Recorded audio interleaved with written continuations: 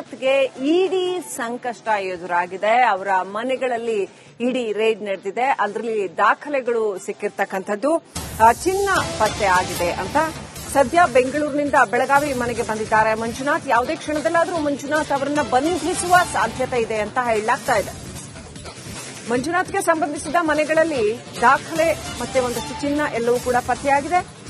ಹಾಗಾಗಿ ಮಂಜುನಾಥ್ ಅವರನ್ನ ಬಂಧಿಸುವ ಸಾಧ್ಯತೆ ಕೂಡ ಇದೆ ಅನ್ನುವಂಥ ಮಾಹಿತಿ ಲಭ್ಯವಾಗ್ತಾ ಇದೆ. ಸಚಿವ ಜಾರಕಿಹೊಳಿ ಬಾಮೈದ ಮಂಜುನಾಥ್ ಅವರಿಗೆ ಇಡಿ ಸಂಕಷ್ಟ.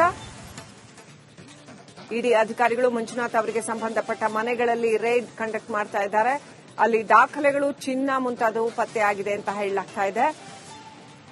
ಇಡಿ ರೇಡ್ ಮಾಡುತ್ತೆ ಅಂತಂದ್ರೆ ಅಷ್ಟು ನಿಖರವಾದ ಮಾಹಿತಿ, ಹಣದ ಅಕ್ರಮ ವಹಿವಾಟಿನ ನಿಖರವಾದ ಮಾಹಿತಿ ಇಟ್ಕೊಂಡು ಯೂಶುವಲಿ ಅವರು ರೈಡ್ ಮಾಡುವಂತದ್ದು. ಇದೀಗ ಜಾರಕಿಹೊಳಿ ಬಾಮೈದ ಮಂಜುನಾಥ್ ಅವರ ಮನೆಗಳ ಮೇಲೆ ಇಡಿ ರೈಡ್ ಆಗ್ತಾ ಇದೆ.